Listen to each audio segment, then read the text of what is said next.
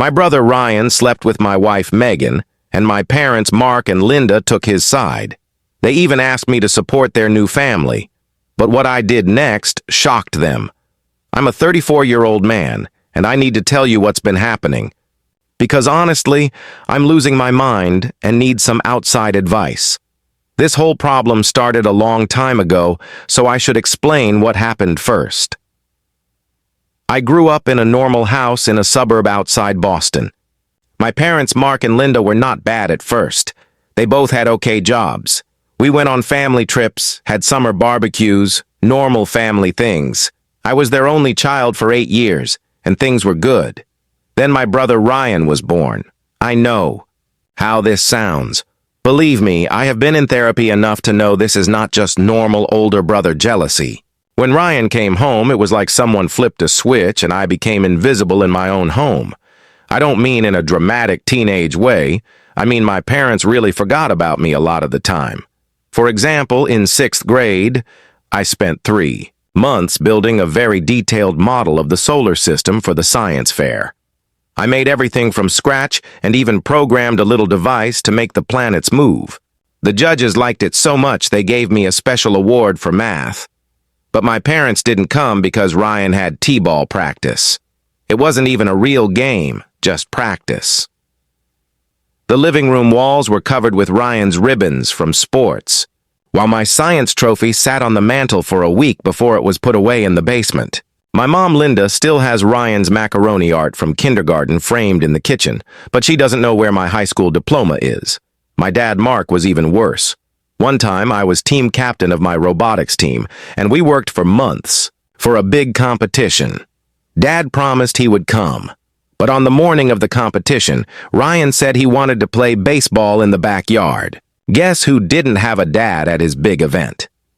The car showed their true colors even more. When Ryan turned 16, my parents bought him a brand new Honda Civic to help him feel confident. When I turned 16, I had to work 3 part-time jobs to save money for college because they wanted to teach me responsibility.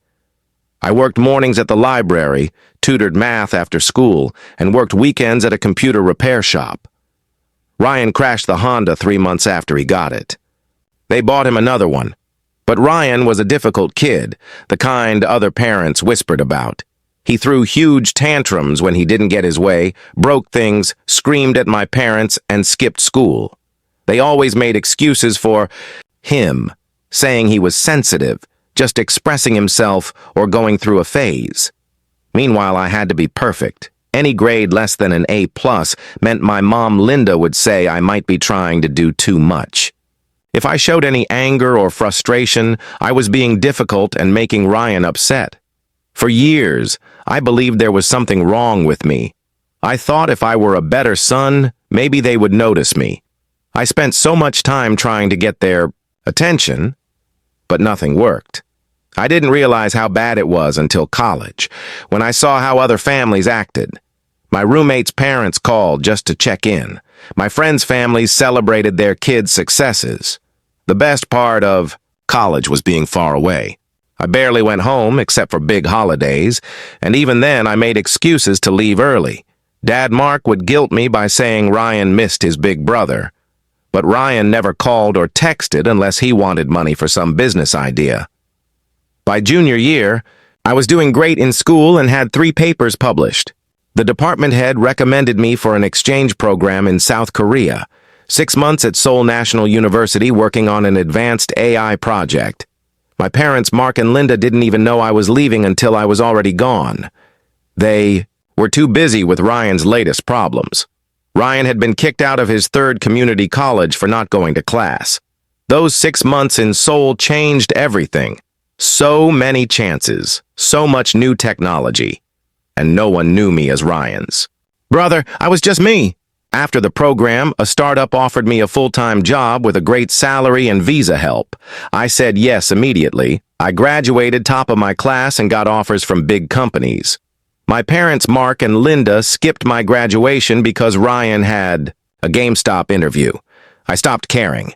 Moving to Seoul was the best choice I made. In 3 years, I led projects and lived on my own terms. My parents barely noticed. When they called, it was always about Ryan's problems. He got fired again, borrowed money from bad people, and got a girl pregnant, which was a lie. The girl got a restraining order because he wouldn't leave her alone. Then I met Megan. I remember exactly how.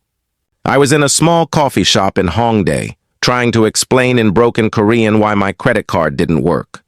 She helped by translating and saved me from embarrassment. She taught English nearby. Megan was different. She listened when I talked, asked questions about my work, and understood. When I told her about my coding, she got excited too. She had her own life and goals. She wanted a partner, not someone to fix her problems. We dated 2 years, then I proposed. The wedding was small with friends and her family. My parents, Mark and Linda, said they couldn't come because Ryan needed them. He had credit card. Fraud, trouble. Honestly, I was relieved they weren't there. Life was good. I was successful, happily married, living in a cool city. Megan and I traveled in Asia on weekends, tried new foods, and learned together. I thought I left the family, drama behind. Then my company said they were opening a new office in Boston and wanted me to lead it with a big raise and full moving support. Megan was excited to move to the States and said it would be an adventure. I wasn't happy to go back home, but thought maybe things would be different. When we landed, my mom, Linda, texted asking if we arrived safely. I thought maybe she cared. Now, nope. She just wanted to tell me Ryan moved back to Boston, too. His business ideas in California failed. By business ideas, I mean he tricked a girl's rich parents into investing in a tech startup. The startup was just a bad website that never launched. The girl's parents threatened to sue when they found out Ryan spent their money on fancy cars and dinners. Typical Ryan. Megan and I settled in Cambridge, got jobs, and things were going well. Then Ryan started contacting me everywhere. Texts, saying he heard I was back, emails wanting to reconnect, saying he had changed because of therapy. I ignored him for 2 weeks. Then he found out where I worked and came to the building, telling the receptionist he had a lunch date with me. Security called me first, but he waited outside for 3 hours. My team could see him from our office windows, just standing there, like a creepy statue. Megan thought I was being too harsh. She said he was trying to make things right. Everyone deserves a second chance. She didn't know about the restraining orders or the money problems. I hadn't told her because, honestly, I felt ashamed. Who wants to admit their brother is basically a professional scammer? But Ryan was smart. He was always good at tricking people. He started sending Megan long emotional messages saying how sorry he was for not being a better brother, how proud he was of my success, and how he just wanted to be part of our lives. Megan kept asking me to give him a chance. She said he seemed sincere. People can change. I didn't believe it, but she really wanted to make peace. Then, without telling me, she invited him to dinner. I came home from work, tired, and found Ryan sitting in my living room like he belonged there. I was shocked. I thought maybe I had invited him and forgotten, but no. It was Megan's idea. I took her aside in the kitchen and spoke quietly but firmly. "You invited him here without asking me?" She sighed and crossed her arms. "I just thought if you talked to him, maybe you'd see he is trying." I didn't argue at that time. I didn't want to fight with Megan in front of Ryan, and a small part of me wondered if Ryan had really changed. Back in the living room, Ryan acted like he was in a movie. He brought an expensive gift, probably bought with someone else's money, asked all the right questions about my work, and pretended to care about our life in Korea. He even faked tears, while apologizing for our childhood, acting like the lost brother who just wanted to be forgiven. After that dinner, he started coming over more often, always when I was at work. He said he was keeping Megan company because she was still getting used to Boston, and he knew the city better than she did. Looking back, I should have noticed something was wrong. The signs were there, but I was too busy with my new job to see them. After about 2 months, I had to go back to Seoul for a week. The company needed me to train my replacement and hand over some important projects. Megan said she would be fine. She said Ryan could help her finish unpacking because he knew the city better. I didn't want to seem controlling. Megan wasn't adult, and Ryan was acting normal. But something felt strange. I asked our neighbors to watch the house, put up security cameras, and gave Megan emergency phone numbers. The week in Seoul was very busy. I worked 14 hours a day, had many meetings, and barely slept. Megan's messages became shorter and less frequent. She said it was because of the time difference and she was busy getting her classroom ready for the new school year. Ryan also sent me updates with pictures of them going to local restaurants, showing Megan the best places, visiting museums, parks, and shopping downtown. But they were never alone. My parents, Mark and Linda, were always there with them, smiling, like it was a happy family outing. Every message Ryan sent had a long, exaggerated text about how thankful he was that I gave him another chance and how he finally understood what family means. Even though Mark and Linda were there, it didn't feel right to me. When I came back from Seoul, we had a family dinner. We sat around the table, me, Megan, and my parents. It was one of those rare dinners where things felt normal, and Ryan was not the center of attention. Then Megan put down her fork, took a deep breath, and said, "I'm pregnant." My heart almost broke. We had been talking about starting a family, and now it was happening. Mark and Linda gasped with joy. My mom started talking about baby names, and my dad clapped me on the back. But Ryan didn't look surprised. He just smiled weirdly and said, "This family is growing in all the best ways."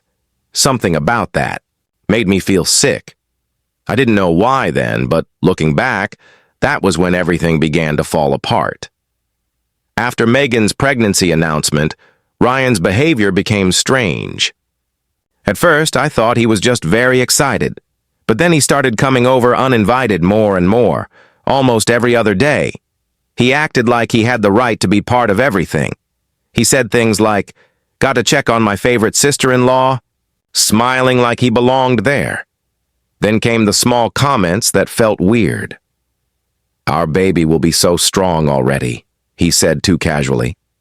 "It's crazy how connected I feel to this." The way he talked was not just happy. It was like he thought he was more than an uncle. I thought he was just annoying like usual, but then little things started adding up that I couldn't ignore. I told Megan how Ryan seemed too involved. "It's weird, right?" I said, expecting her to agree. But she sighed like I was bothering her. "You're being paranoid.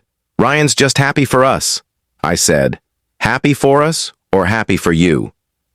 She rolled her eyes and walked into the kitchen. "God, you always think the worst of people. He's trying to be better, and you're just finding reasons to push him away." That should have been a warning, but I ignored it. I thought maybe I was overthinking. One night I came home late from work and noticed the front door was unlocked. I was sure I had locked it that morning, but I thought maybe Megan forgot after taking out the trash. Still, it bothered me. So, I checked the security camera footage. But there was an error message about storage settings. The cameras were not recording anymore. The past week's videos were gone. That stopped me cold. I knew the cameras were set up right and that they automatically saved videos to the cloud, something I hadn't told anyone, not even Megan.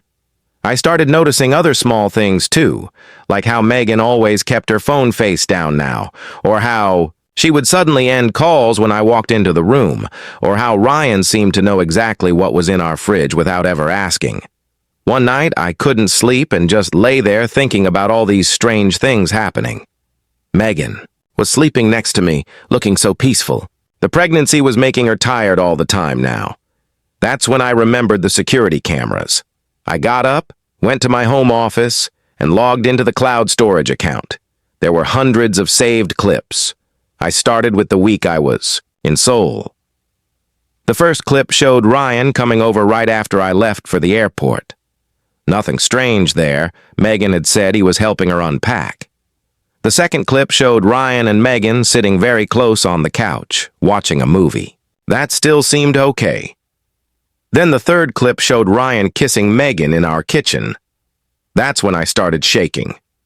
The clips showed everything. Ryan coming over every single day while I was gone, them getting closer and closer, Megan letting him in late at night. It felt like the air had been taken out of the room. It was like I was watching my worst nightmare happen right in front of me. Every hidden fear, every doubt I tried to ignore was true. Ryan wasn't just crossing limits. He had broken right through them, straight into my home, my marriage, my life. And Megan, she let him, welcomed him like it was normal. The worst part wasn't just the betrayal, but how casual they were about it. Like they had done this before. They would hang out in the kitchen, cook together, watch TV on our couch. Ryan would bring groceries like he lived there. There was one clip that really shocked me. They were in the kitchen, and Ryan was standing too close to Megan.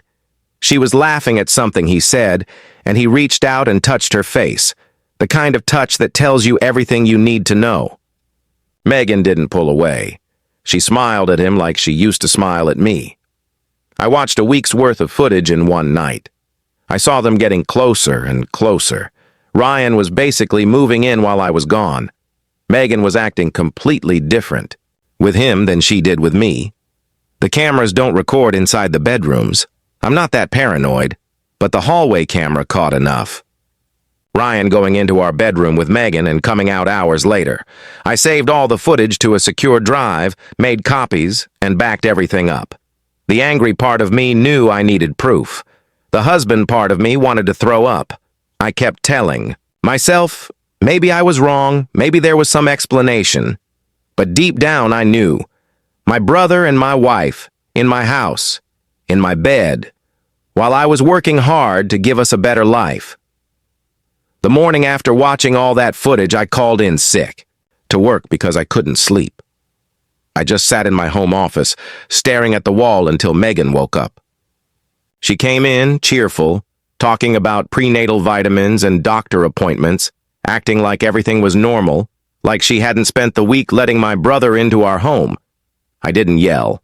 I just opened my laptop and played one of the videos, the one where they were in the kitchen and Ryan's hands were all over her. Megan's face went white. She started crying and said she could explain, that it wasn't what it looked like. Then she used the usual excuses of cheaters. We didn't mean for this to happen, it just did. Ryan really understands me. Like somehow that made it okay.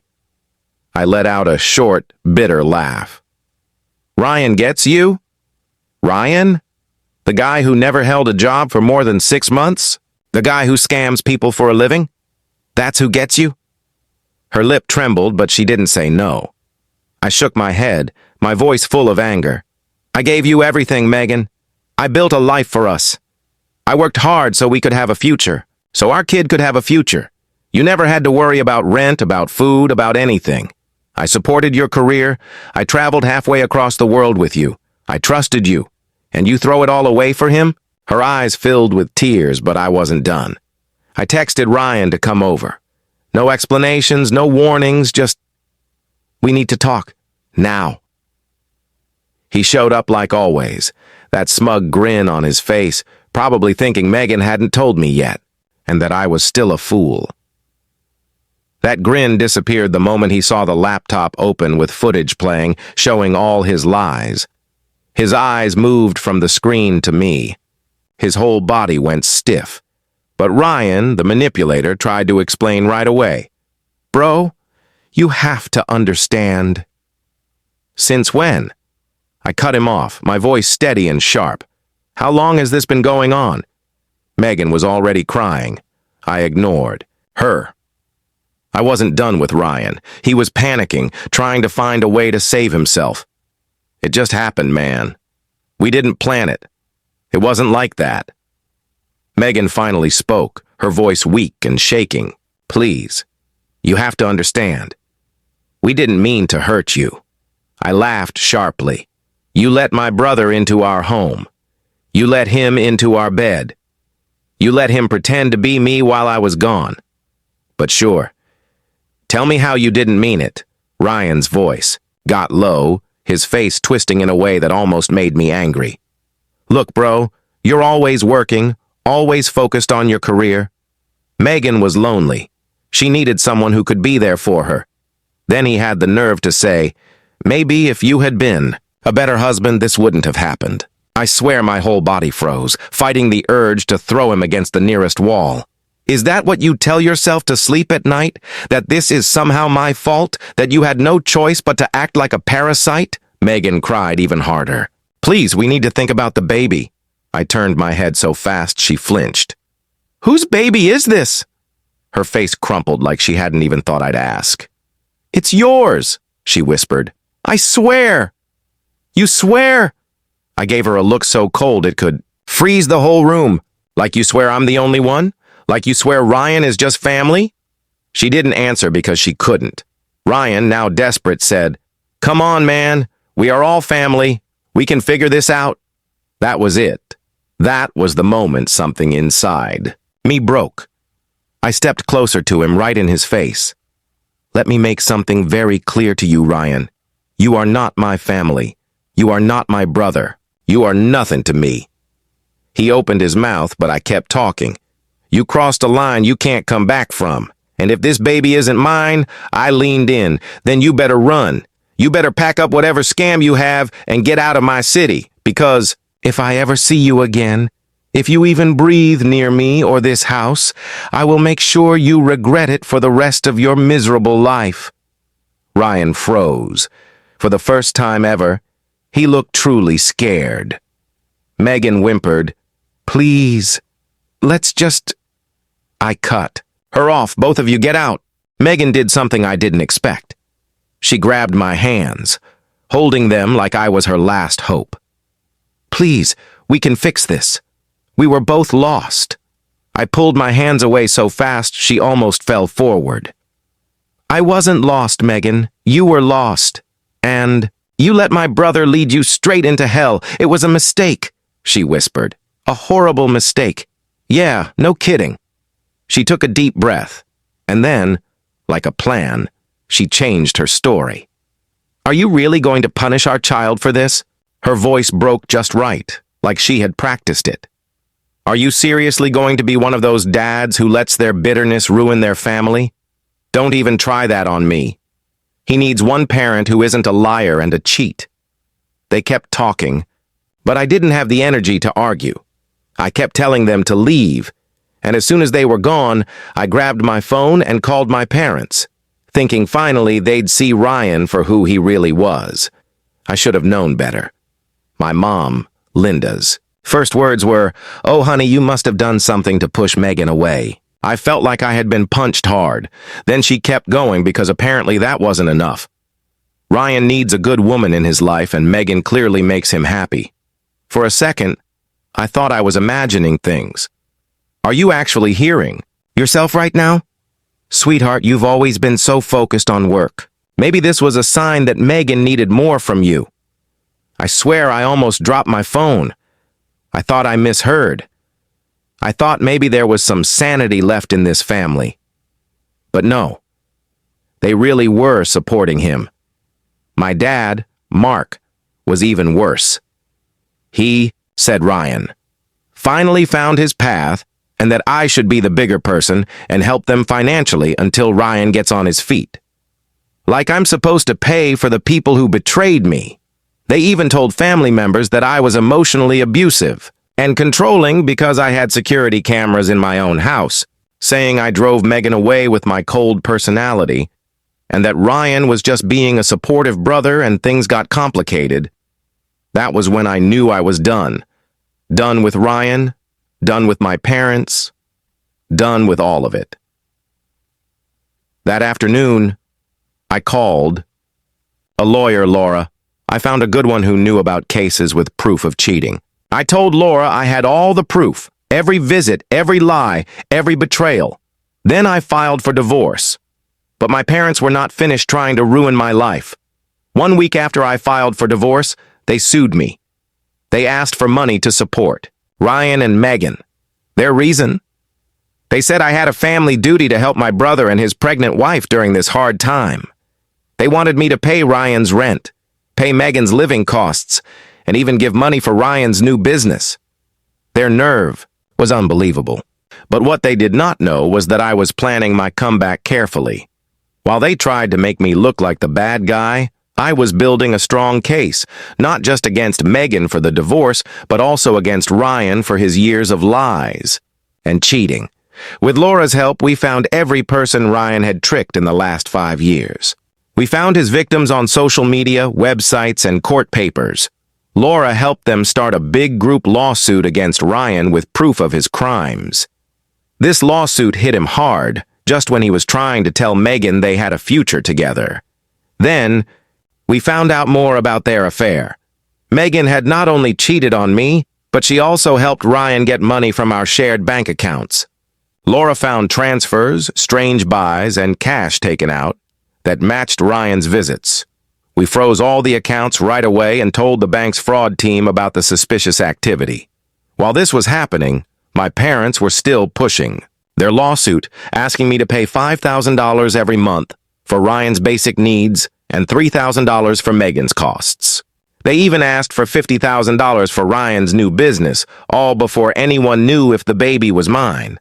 The court date for their money demands came exactly when I wanted. My parents sat there, proud and sure they were right. But Laura hit back hard. We showed proof of Ryan's cheating and how my parents helped cover his crimes for years. We showed bank papers proving they helped Ryan hide money from past victims. The judge ordered an investigation into whether my parents helped Ryan with his fraud. Their faces changed from proud to scared as they realized they had fallen into our trap. Megan didn't escape either. The proof that she helped Ryan with his money scams destroyed her trust. The school started an ethics investigation when they found out she helped Ryan trick rich parents with fake investments. Her teaching job ended overnight. Ryan's whole world fell apart. Because of the investigation, past victims came forward, his current scams were exposed, and his reputation was ruined. Nobody would trust him with money, not even a little. He tried to run away to Florida, but his accounts were frozen, his credit ruined, and he had nowhere to go. Every time my parents or Megan's lawyer tried to say I was controlling or abusive because of the security cameras, it just made them look worse. The proof showed I put cameras in for home safety while I was traveling, not to spy on anyone. Their lies backfired, making them look desperate and dishonest. But I wasn't finished. I needed to know whose baby this was. By the time we reached the paternity test hearing, Ryan was under many investigations. Megan was out of work and might face criminal charges for helping with money crimes. My parents were buried in legal bills from their failed lawsuit. Their perfect life was destroyed, and I hadn't even done anything myself. Just let the law work. As I waited for the paternity test results, I realized I didn't care about destroying them anymore. I was thinking about the future, my future, and maybe my child's future. If this baby was mine, I was ready to fight for full custody. Because of our careful proof, I was in the best position to win. Hold on, because the story got even crazier. Remember I said the paternity test was waiting? Well, it came back. I am the father. When Laura called with the results, I had to sit down. Life has a strange sense of humor, right? The one thing that could make this mess worse actually happened. But here's where it gets interesting.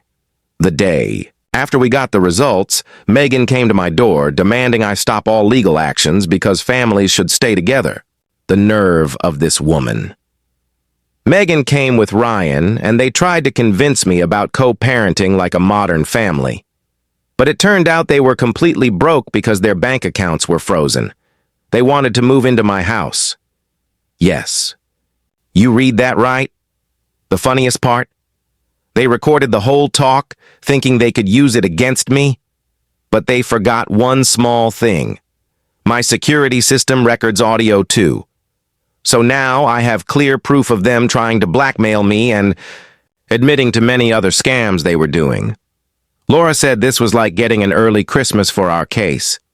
Ryan's scams. Karma came fast. He tried to cheat some investors in Florida, but one of them was actually an undercover FBI agent. My parents had to sell their vacation home to help Ryan.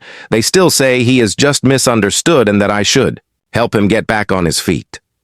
Megan's life is falling apart too. Remember the school board investigation? They found proof she used her job as a teacher to get parents' financial information for Ryan's scams. Now she is being investigated by the Department of Education, and many parents are suing her. To make things worse, my parents tried to arrange a family meeting at their church. They told everyone I was mentally unstable and needed help. They invited Megan's whole family and some church leaders. What they didn't know was that Laura had already told the church leaders about Ryan's scams targeting old church members. The plan backfired badly, and now my parents are like outcasts in their own community.